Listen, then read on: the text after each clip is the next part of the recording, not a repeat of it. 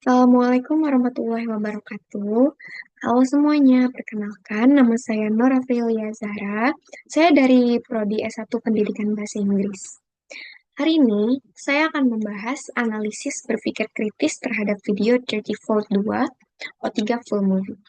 Di presentasi ini, kita akan lihat apa pesan utama videonya, seberapa kuat argumennya, dan apa saja sih dampak yang mungkin muncul bagi masyarakat. Tentu saja. Oke, introduction again. Judulnya seperti saya bilang tadi, Dirty Vault 2. Durasinya sekitar 1 jam ya, 1 jam lebih gitu. Tema utamanya, yang pertama, konsolidasi kekuasaan melalui 3 pilar, yaitu otot, otak, dan ongkos. Ya, bisa disebut seperti tadi O3. Yang kedua, kritik terhadap penyimpangan demokrasi dan kekuasaan yang terpusat. Sekarang terlebih dahulu saya akan menjelaskan apa sih berpikir kritis itu. Ah, berpikir kritis itu kemampuan untuk menganalisis dan mengevaluasi informasi secara mendalam sebelum membuat kesimpulan atau keputusan. Proses ini melibatkan upaya untuk memahami konteks, menilai keakuratan data, mengidentifikasi, serta mempertimbangkan berbagai sudut pandang agar penilaian yang dibuat lebih objektif. Dalam berpikir kritis, seseorang tidak hanya menerima informasi begitu saja, tetapi juga mengajukan pertanyaan, mencari bukti pendukung, dan memeriksa apakah argumen yang disajikan masuk akal atau tidak. Kemampuan ini penting karena membantu kita membedakan fakta dari opini, melihat masalah secara lebih luas, serta menghindari penilaian yang terburu-buru. Dengan berpikir kritis, kita dapat membuat keputusan yang lebih logis, bertanggung jawab, dan sesuai dengan realitas yang ada.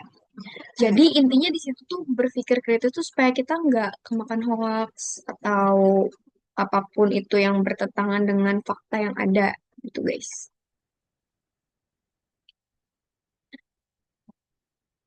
Terus kenapa sih harus digunakan saat menonton konten digital? Karena berpikir kritis perlu digunakan saat menonton konten digital, karena tidak semua informasi yang muncul itu akurat.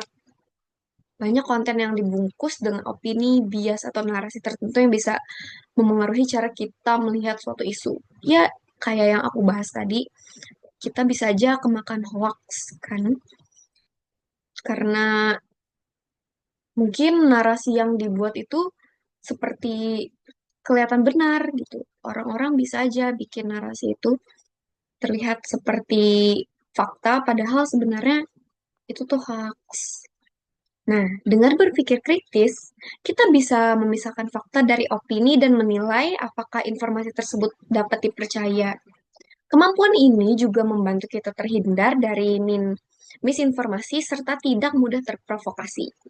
Jadi kita tetap jadi kita bisa tetap objektif meski di tengah banjir informasi digital.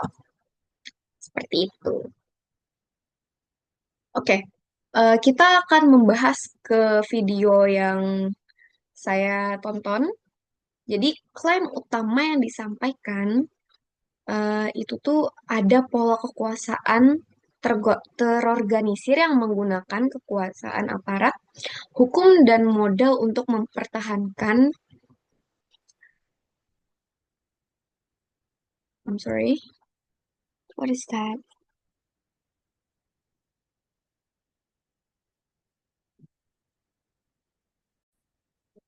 Oke, oke, jadi ada pola kekuasaan terorganisir yang menggunakan kekuatan aparat, hukum, dan modal untuk mempertahankan dominasi politik. Kedua, demokrasi dianggap hanya formalitas, sedangkan keputusan politik ditentukan oleh segelintir elit. Yang ketiga, sistem O3 menjadi alat untuk mengontrol pemilu, kebijakan, dan opini publik. Oke, seperti itu. Nah, sifat klaim yang saya tangkap di sini adalah dalam video disampaikan secara eksplisit. Kenapa? Karena pembuat film dan narasumber secara langsung menjelaskan konsep O3, otot, otak, dan ongkos. serta bagaimana ketiganya digunakan untuk mempertahankan kekuasaan. Penjelasan diberikan melalui narasi yang langsung dan pernyataan pakar. Jadi pesan utamanya disampaikan secara terbuka dan tidak disamarkan. Seperti itu. Pendapat pribadi saya itu tuh setuju. Karena klaim eksplisit dalam video dapat dianggap logis. Karena menggambarkan pola umum bagaimana kekuasaan sering dipertahankan melalui kombinasi kekuatan, legitimasi hukum, dan dukungan modal. Ketiga elemen tersebut secara teori memang dapat memperkuat dominasi politik. Namun, penerimaan terhadap pola ini tidak otomatis membenarkan semua tuduhan detail yang disampaikan. Setiap pertanyaan spesifik terhadap memerlukan bukti yang dapat diverifikasi. Dengan demikian, klaim umumnya masuk akal, tetapi penilaiannya tetap harus kritis dan berbasis data, supaya kita tidak termakan hoax. Oke, di video ini tuh menggunakan kombinasi dari data faktual dan opini ahli. Jadi ada dua. Yang pertama, data faktual muncul saat pembuat mengutip aturan hukum, prosedur pemilu, dan keputusan lembaga resmi. Sementara itu, opini ahli digunakan untuk menafsirkan apakah tindakan tertentu dapat dianggap sebagai penyalahgunaan wewenang atau bentuk konflik kepentingan. Beberapa bagian juga berisi interpretasi hubungan politik yang bersifat analitis. Dengan demikian, argumen yang disajikan merupakan gabungan antara bukti yang dapat diverifikasi dan penilaian profesional para pakar. Kredibilitas buktinya, pertama, saya jadi di sini menggunakan dua, kekuatan dan kelemahan. Kekuatannya di sini narasumber kredibel dan berbasis keilmuan. Yang kedua, kelemahannya. Beberapa data tidak diperlihatkan sumber primer secara terbuka, potensi selection bias. Dan film bersifat dokumenter advokasi, bukan laporan investigasi resmi. Butuh pembuktian eksternal.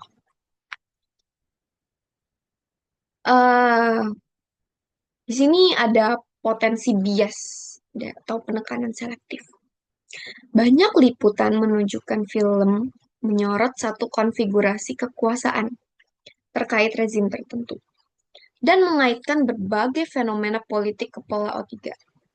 Itu bisa terasa sebagai generalizing, menyamaratakan semua kebijakan atau aktor ke dalam lingkar korup atau terkoordinasi, tanpa selalu memisahkan niat individu, konteks kebijakan, atau faktor struktural lain. Contohnya, ulasan dan reaksi publik menyebut film ini menghadirkan narasi yang kuat terhadap rezim yang berkuasa menjelang 1 tahun jabatan. Beberapa artikel menilai rilisnya bermuatan politik, sehingga film dinilai memfokuskan kritik pada aktor tertentu daripada menampilkan counter evidence. Ini menunjukkan kecaman bahwa film cenderung memetakan fenomena kompleks ke aktor atau kelompok tertentu. Okay.